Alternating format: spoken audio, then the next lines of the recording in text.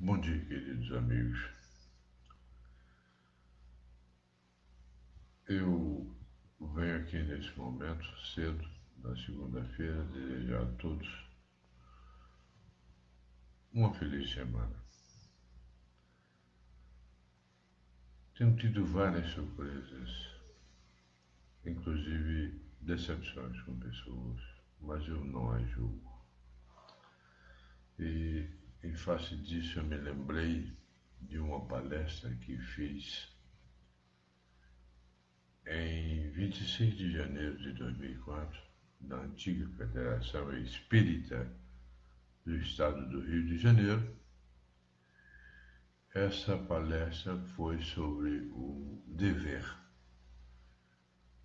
que está no Evangelho segundo o Espiritismo, no capítulo 17, na realidade 17.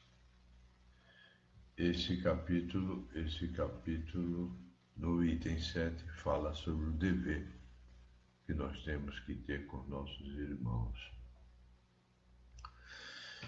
E naquela época eu peguei um artigo da editora O Clarim, do jornal O Clarim, uma psicografia de Francisco Cândido Xavier sobre teus encargos do dever. Disse Jesus: sede vós perfeitos, como perfeito é o nosso Pai Celestial.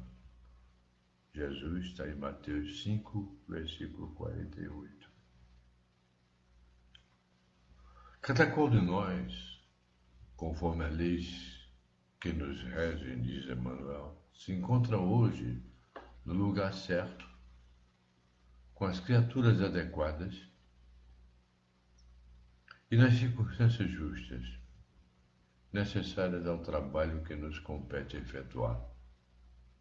Na pauta, nosso próprio merecimento.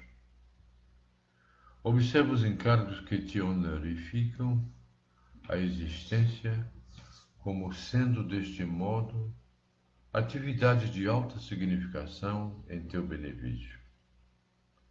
Porquanto se erigem todos eles em top de realização, a que por enquanto te podes consagrar. Continua Emmanuel dizendo: seja em casa, ou na oficina, ou no trabalho, no grupo de serviço ou na tela social, és uma peça consciente da estrutura da vida.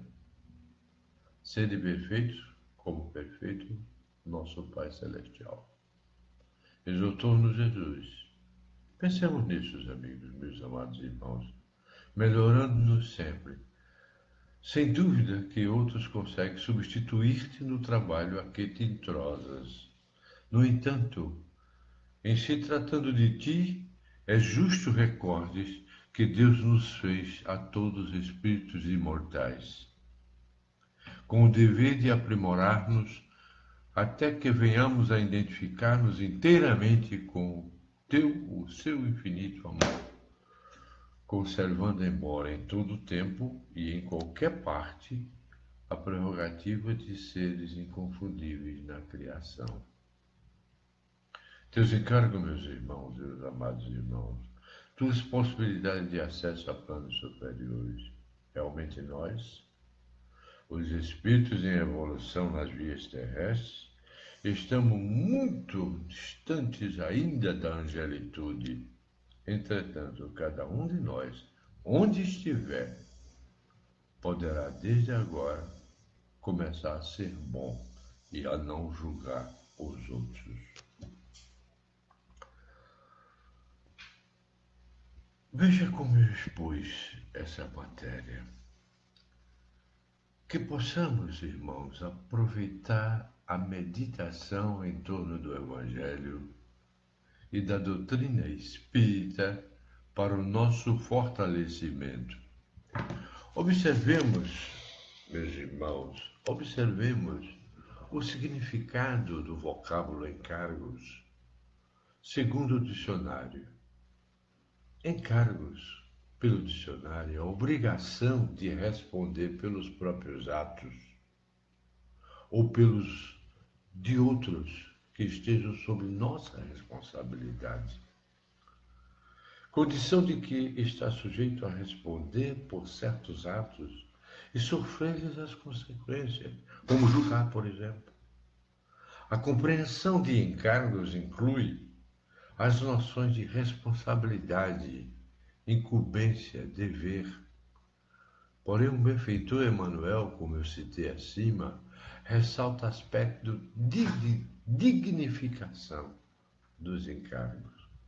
Lembra-nos que os encargos são atividades de alta significação em nosso benefício. Como compreender esses aspectos de nossos deveres? Com frequência, nossos encargos, como espinhosos deveres. Gostaríamos de nos ocupar exclusivamente dos nossos prazeres. Essa é que é a essência. A leitura da doutrina espírita nos facilita a compreensão dessas noções. Os espíritos são bons ou maus por natureza, ou são aqueles mesmos que se melhoram? Eis a pergunta. São os próprios espíritos que se melhoram, meus irmãos, e melhorando-se, passam a ordem inferior para uma ordem mais elevada. Está no Livro dos Espíritos, questão 114, que diz assim: dos espíritos, uns terão sido criados bons e outros maus? A pergunta. E a resposta é: Deus criou todos os espíritos simples e ignorantes, isto é, sem saber. A cada um deu determinada missão com o fim de esclarecê-los e de os fazer chegar progressivamente à perfeição, pelo conhecimento da verdade, para aproximá-los de si. Nesta perfeição que eu falo, é que eles encontram a pura e eterna felicidade, passando pelas provas que Deus lhes impõe. É que os espíritos adquirem aquele conhecimento. Uns aceitam submissos essas provas e chegam mais depressa à meta que lhes foi assinada. Outros, meus irmãos, se suportam murmurando e pela falta do que desse modo incorre, permanece afastado da perfeição e da prometida felicidade, porque só pensam nos prazeres. E por isso a mensagem, considera Manuel, que eu citei acima, considera os deveres da existência humana como atividades de alta significação, porque todas são destinadas à promoção de nosso progresso. E o valor do trabalho para o espírito em busca da evolução e felicidade, é isso que se busca. Essa busca é efetuada pelo cumprimento do dever. O dever é o conjunto das prescrições da lei moral, a regra de conduta do homem nas suas relações com seus semelhantes e com o universo. O dever tem muitas fórmulas. Há o dever para conosco, que consiste em respeitar-nos, como também respeitarmos os outros, em governar-nos com sabedoria, a querer, a realizar apenas o que é digno, útil e belo, e não julgar nunca. Há o dever profissional, que exige que cumpramos com consciência as obrigações do nosso cargo. Há o dever social, que nos convida a amar os homens, a trabalhar por eles, a servir ao nosso país, à humanidade. Há o dever para com Deus. Há o dever em si não tem limites, pode sempre se fazer melhor. É na imolação de si mesmo que se encontra o mais seguro de se engrandecer e de se devorar, disse Leon Denis no livro Depois da Morte. Esses conceitos doutrinários nos auxiliam a compreender, meus irmãos, cada qual de nós, conforme as leis que nos regem, se encontra hoje no lugar certo, com as criaturas adequadas e nas circunstâncias justas, necessárias ao trabalho que nos compete a efetuar, na pauta de nosso próprio merecimento. Uns aceitam submissos essas provas e chegam mais depressa à meta que lhes foi assinada. Outros só suportam murmurando e pela falta em que desse modo incorrem, permanecem afastados da perfeição e da própria felicidade, como diz o Livro dos Espíritos na questão 115. Agora vejamos, na obra Caminho, Verdade e Vida, que eu citei acima, Emmanuel chama atenção para o nosso comportamento queixoso e insatisfeito, inclusive até com as pessoas. Diz ele que a maioria de nós revoltar-se contra um gênero de trabalho que recebeu nessa existência, revoltar-se porque um amigo não responde uma questão, ou não fala porque está ocupado, mas você não quer saber, você simplesmente diz, não quer falar comigo. Ensina-nos que o nosso problema não é de gênero de tarefa,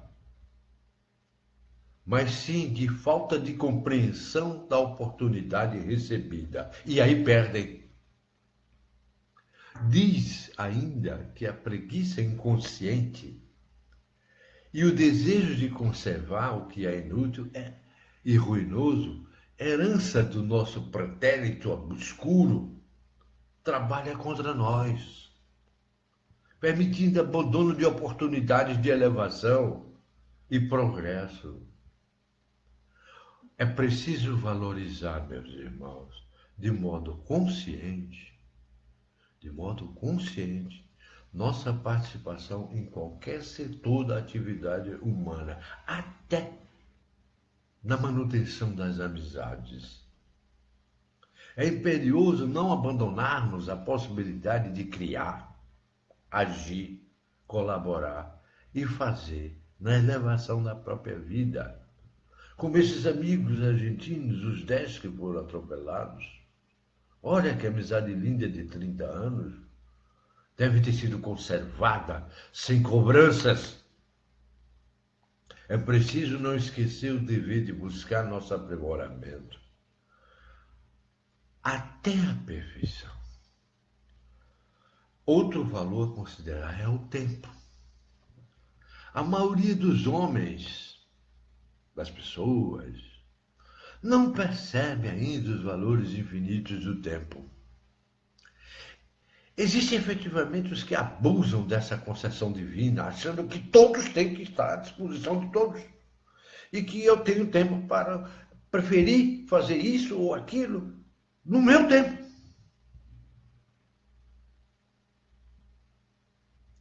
Existem os que abusam disso, dessa concessão divina. Julgam que a riqueza dos benefícios lhes é dada por Deus. De modo geral, a criatura não medita na harmonia das circunstâncias que se ajustam na terra em favor de seu aperfeiçoamento espiritual. No livro Caminho, Verdade e Vida, Emmanuel, na lição 1, fala sobre isso, o tempo. Eu aconselho, comprem e leiam o livro Caminho, Verdade e Vida. Embora tenhamos a eternidade para a conquista da perfeição, como diz Emmanuel, é necessário valorizar o tempo e as oportunidades para elevação. Não devemos permanecer em repetições infindáveis das mesmas lições, falando sempre as mesmas coisas, dizendo sempre as mesmas palavras. É necessário aproveitarmos as lições diárias. Desse modo, é necessário meditarmos sobre o entusiasmo na execução dos deveres que recebemos nos nossos benefícios, inclusive de manter as amizades, como essa coisa linda que aconteceu com esses amigos que lamentavelmente desencarnaram juntos, muitos deles juntos, 30 anos de amizade. Família complicada. Será? Oportunidade de desenvolvimento, de pacificação, meus irmãos. É isso que dá uma família complicada. Dificuldades na luta de subsistência? Oportunidade de aprendizado para a simplicidade. Solidão, está se sentindo solitário? Oportunidade de autoconhecimento. Aproveite a solidão para se autoconhecer, como eu tenho dito em várias oportunidades. Dificuldades com saúde? Oportunidade de exercício da disciplina. Todos os nossos encargos encerram lições de espiritualização e trazem possibilidades de acesso a planos superiores no entendimento da lei divina. Eis a questão. Muitas vezes não compreendemos como aceitamos certos encargos. Relembramos as questões do Livro dos Espíritos, vamos relembrar? Quando o espírito goza do livre-arbítrio, a escolha da existência corporal dependerá sempre e exclusivamente de sua vontade. Ou essa existência lhe pode ser também imposta como expiação pela vontade de Deus. Deus sabe esperar, não apressa a expiação, mas nos dá as provas para que nós possamos superá-las. Todavia, pode impor certa existência a um espírito, quando este, pela sua inferioridade ou má vontade, não se mostra apto a compreender o que lhe seria útil, e quando vê que tal existência servirá para a purificação e o progresso do espírito, ao mesmo tempo que lhe sirva de expiação ou prova. Está no Livro dos Espíritos, na questão 262A. Leiam. Não parece natural que se escolham as provas menos dolorosas. Não parece natural. No entanto, pode-se esperar de nós, o espírito, logo que este se desliga da matéria, cessa toda essa ilusão e outra passa a ser a sua maneira de pensar. Está no Livro dos Espíritos 266. Nossos encargos, tanto podem ser provas ou expiações, mas sempre se constituem para a nossa evolução. Concluindo, lembremos as ideias de Leon Denis. Olha o que Leon Denis fala no livro Depois da Morte. A prática constante do dever leva-nos ao aperfeiçoamento. Para acelerá-lo, convém primeiro estudar a nós mesmos. Olha lá, com atenção. Submeter nossos atos a um controle escrupuloso. Não se poderia remediar o mal sem conhecê-lo. Podemos até estudar-nos nos outros homens, nas outras pessoas, nos outros amigos. Se algum vício, algum defeito deplorável nele choca-nos, procuremos com cuidado saber se não existe em nós um germe idêntico. E descobrindo em nós, apliquemos em extirpá-lo. Consideremos nossa alma naquilo que realmente ela é. Quer dizer, uma obra admirável, mas muito imperfeita, cujo dever é de embelezá-la e orná-la incessantemente. Esse pensamento de nossa imperfeição torna-nos-á, na realidade, mais modestos. Afastará de nós a presunção, a tola vaidade de que nós somos os únicos. Possamos dizer, ao final de cada dia, fiz algo de útil. Tive algum sucesso sobre mim mesmo. Sorri, consolei infelizes. Esclareci meus irmãos, trabalhei para torná-los melhores, cumpri o meu dever. Isso eu faço todos os dias. Mas as pessoas querem exclusividade minha em alguns momentos. Não podem ter, porque eu sou de todos. Que a meditação desses conceitos doutrinários nos forneça bom ânimo para o desempenho de nossos encargos, os encargos de cada um. Se vivemos num mundo ainda em muito sofrimento, e já passamos por experiências várias de prazer e alegrias, nós devemos classificar esses momentos. Seriam pressentimentos do mundo futuro ou meros prêmios para atitudes presentes? Estamos educando a nossa sensibilidade. O que nos proporciona prazer e alegria varia no tempo com a nossa disposição, com a nossa maturidade. São sentimentos que estamos construindo à medida que crescemos em sensibilidade, meus irmãos, meus amados irmãos, sintonizando com noções e espiritualizadas, sutilizamos as experiências do prazer e da alegria. Passamos também a considerar sofrimento de outro ponto. Dor é o afastamento da lei divina e não a impossibilidade de satisfazermos nossos desejos. Como, por exemplo, dizer, poxa, como estou decepcionado. Que é isso? A submissão que devemos ter às situações que a atual a encarnação nos proporciona, não pode ser considerada uma acomodação para alguns. Esse comportamento são característicos de espíritos rebeldes. A questão 614 de O Livro dos Espíritos nos ensina que o homem só é infeliz quando se afasta da lei divina. Então, se você está se sentindo infeliz, é porque você está afastado da lei divina. A submissão à lei é resultado da compreensão da paternidade divina. Qual o pai que usaria junto a seus filhos métodos deseducativos? Recordemos a anotação evangélica. Se sendo maus como sois, sabeis de boas coisas e dar boas coisas a seus filhos, quanto mais o vosso Pai que está nos céus. Se sendo maus como nós somos, sabendo as coisas que sabemos, vamos dar aos nossos filhos alguma coisa má? Não. Quanto mais o Deus que está nos céus. E com isso, meus irmãos, eu peço a cada um de vocês que sigam em paz. E faço a seguinte oração para esta semana.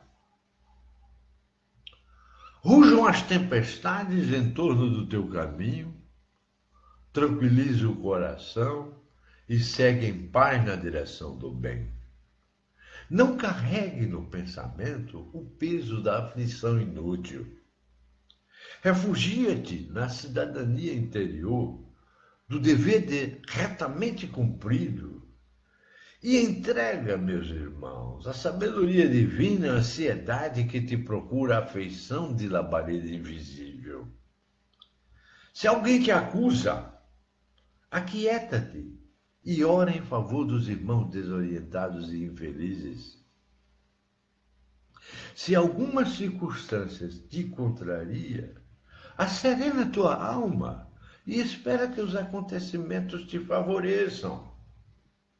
Lembra-te que és chamado a viver um só dia de cada vez, sempre que o sol se levante.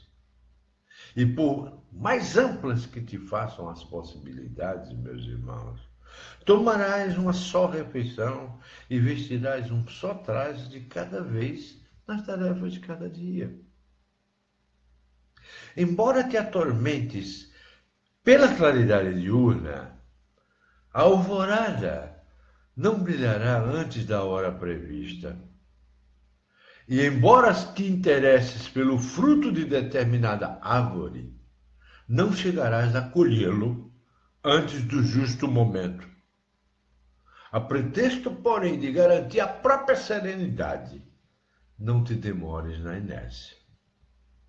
Mentaliza o bem e prossegue na construção do melhor, com quem sabe que a colheita farta pede terra abençoada para essa rua. Sejam quais forem as tuas dificuldades, lembra-te de que a paz é a segurança da vida. Não nos esqueçamos de que a hora da manjedoura, as vozes celestiais, após o louvor a Deus, expressaram votos de paz à terra. E depois da ressurreição de nosso Senhor Jesus Cristo, voltando gloriosamente ao convívio das criaturas, antes de qualquer plano do trabalho, disse Jesus a seus discípulos espantados, no dia de Pentecostes, quando ele apareceu. Como disse, nos lembrou Emmanuel, a paz seja convosco. Então, a paz seja convosco durante esta semana. Que todos tenham uma excelente e boa semana com a paz de Jesus em vossos corações. Amém.